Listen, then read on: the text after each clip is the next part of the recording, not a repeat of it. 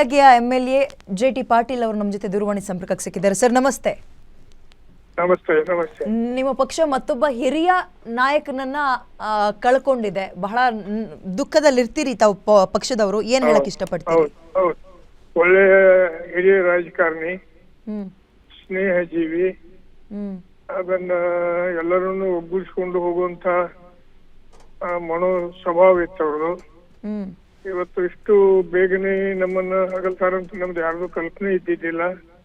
ಆದ್ರೆ ಇವತ್ತು ಅವರನ್ನ ಕಳೆದುಕೊಂಡು ಕೇವಲ ಕುಟುಂಬಕ್ಕಷ್ಟೇ ಹಾನಿಯಲ್ಲ, ಪಕ್ಷಕ್ಕೂ ಹಾನಿಯಾಗಿದೆ, ರಾಜಕಾರಣಕ್ಕೂ ಹಾನಿಯಾಗಿದೆ. ಇದು ಶಬ್ದಗಳಿಂದ ಹೇಳಲಿಕ್ಕೆ ಸಾಧ್ಯವಿಲ್ಲ ಅನ್ನುವಷ್ಟು ಮಟ್ಟದೊಳಗೆ ನಮ್ಮ ಪಕ್ಷದೊಳಗೆ ಹಾನಿಯಾಗಿದೆ. ವಿಶೇಷವಾಗಿ ಈ ಹಿಂದುಳಿದ ವರ್ಗದ ಒಬ್ಬ ನಾಯಕರಾಗಿದ್ರು ನಮ್ಮ ಜಿಲ್ಲೆಯೊಳಗ.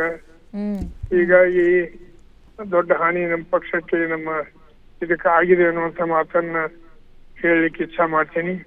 ಇದು ನಾವು ಕನಿಷ್ಠ ಇನ್ನೊಂದು 10 ವರ್ಷ ನಮ್ಮ ಮಧ್ಯದೊಳಗೆ ಇರ್ತಾರಂತ ನಾವೆಲ್ಲರೂ ತಿಳ್ಕೊಂಡಿದ್ದೀವಿ.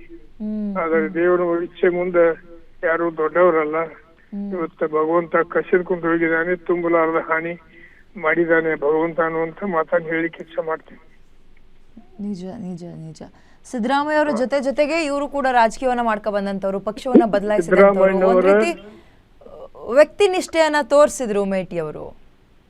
ಹೌದು, ಒಬ್ಬ ನಾಯಕರಿಗೆ ಒಬ್ಬ ಹಿಂಬಾಲಕರು ಯಾವ ರೀತಿ ಇರ್ಬೇಕನ್ನೋದಕ್ಕೆ ಉದಾಹರಣೆ ಸಿದ್ದರಾಮಯ್ಯ, ಮೇಟಿ ಅವರು. ಸಿದ್ದರಾಮಯ್ಯನವರ ಮಾತನ್ನ ಚಾಚು ತಪ್ಪದೆ ಪಾಲಿಸಿಕೊಂಡು ಬಂದಿರುವಂತ ರಾಜಕಾರಣಿ.